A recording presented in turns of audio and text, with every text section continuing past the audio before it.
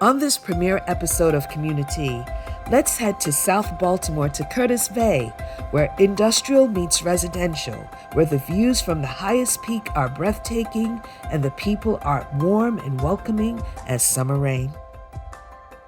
For Ray Conaway, Curtis Bay is home. Ray and many others like him are advocating to ensure their neighborhoods and communities are not forgotten and they are being heard. I was having a conversation with my dad, and I told him, I said, if you really want to get a true sense of the beauty of our city, you got to come off of our main streets and our main avenues and come deep into our neighborhoods where you see their individual uniqueness. I am a 23-year resident of Curtis Bay. The home that I live in was purchased by my mother when I was just 4 years old. We have a very diverse community here. We have Latinx residents, we have elderly residents, we have young residents, we have young professionals such as myself. And we all have a sense that when we contribute our individual talents, we can really, really make this neighborhood the best in the city. For those who remember, in December of 2021 is when the explosion of the CSX coal plant took place, just about 4 blocks from my house. We're living in the midst of a global pandemic, and to add the threat of environmental justice by way of cancer and respiratory issues is just an injustice that nobody should be dealing with at a time like this. Just a couple days ago, members of the community went to City Hall to testify before the council on some proposed legislation that would give the council some enforced regulation powers when it comes to CSX and other industrial areas as it relates to the co-mixing of those industrial operations and residents. So we've really been steadfast on that piece of how can we make sure that the health and the safety of residents are not in any way put in danger when we talk about industry and coal and all of those things, but we also have communities where residents live, work, and play. In the midst of Curtis Bay, there is a garden, and when the sun rises and the rooster crows, it's bursting with life and supporting community in how they live, work, and play in necessary and unique ways. Originally, it was just a couple of hives here back when this was kind of becoming overgrown forest. Fell in love with it. It was a great place to have my bees, and I fell in love with the community here. It led to me introducing chickens and ducks and goats and turkeys and sheep and a number of animals over the years. Well, I care for honeybees because I love to care for honeybees. Honey is just a cool byproduct, frankly. Our bees produce a generous amount of honey every year. Last year we had a record harvest of 100 gallons. It's easy to become a beekeeper, you just acquire the equipment and do it. However, it's really hard to become good at it. I remember my first years and the losses I took. It was typical for me to lose about 1/3 of my hives every year. We lost 1 out of 15 hives last winter, and we lost 1 out of 16 the year before. So we've become very good at managing our losses. There is a miasma of issues facing pollinators. There's foreign pests such as the varroa mite, which are incredibly deadly and will slowly kill hives. Habitat destruction, where we just mow down all the clover and things for them to eat. Furthermore, we have monocultures in agriculture where you'll just have miles of blueberries and they can't live off of just one particular plant source for their nectar and pollen, no more than we can. A significant amount of the food that we eat are pollinated by them or native pollinators. So they have a tremendous impact on our food supply, as well as our ecosystem. We're trying to tackle and morph to what our community needs us to be. Our closest grocery store is a 35-minute walk. Here we produce about 3,800 eggs a year, which go out to the community through our pantry there on the curb.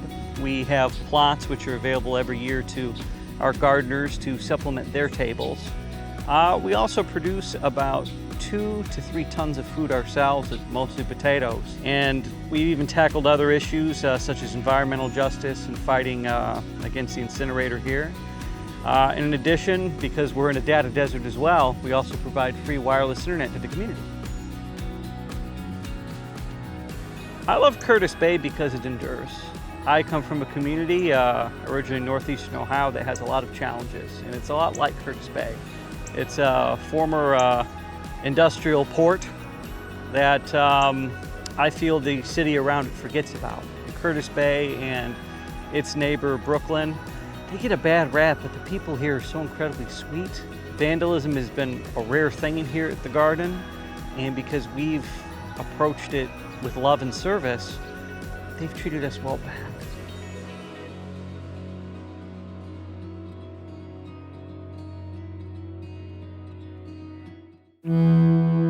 This is a story of women who found healing, nourishment, and restoration in a building on Pennington Avenue in Curtis Bay. Through one act of service, one act of love, from the Filbert Street Garden, a few blocks just above. Where to begin with Hunt's Honey?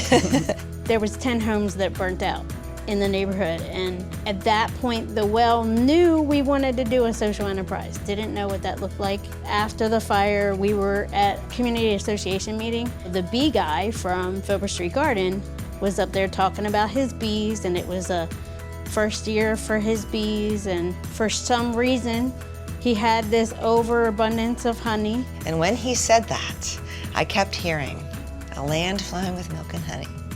That's it, a land flowing with milk and honey. So our first honey was from Filbert Street Garden, and the first product was the lotion bar, and I was the one that created that. Just experimenting at home with kids running around like craziness. It's just progressed from there. We're like on 4 years almost now. So we have honey, and then we have many bath and beauty products. So we have over 20 products right now. So we would have lip moisturizer, sugar scrubs, wash bars. We have 8 different wash bars. Every product, 100% is made by survivors. It is not a social enterprise where you have 2 or 3 employees. It's 100%, soup to nuts to shipping. Since 2020, I have been a beekeeper for Hunt's Honey. A little bit of everything, packaging, honey, making them laugh.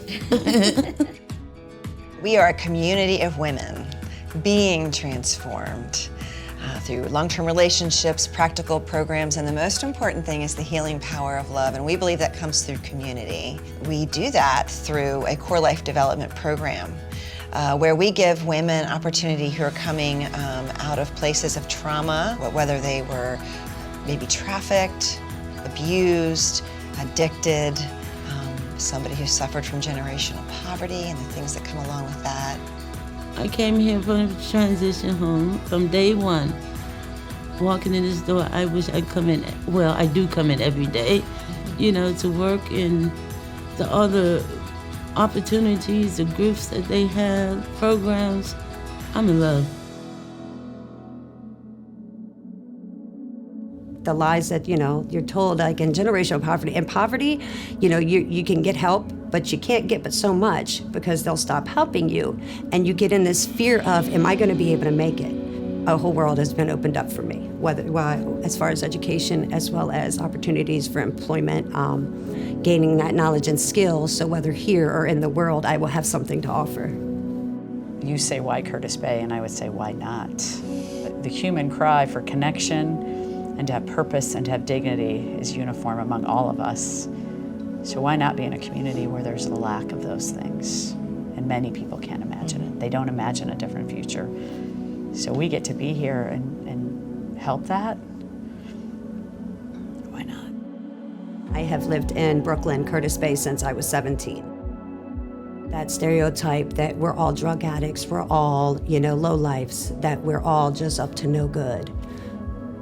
We all have potential. It's just how we're fed, how we're encouraged, and how we are treated and spoken to. This is that opportunity. I pray every day that God speaks through me to encourage that next person to see how much they are loved, how they are important, that their journey and their existence matters. These ladies, including me, including Sarah, including our management team, we're going to make Baltimore proud, and that's exactly what we're doing.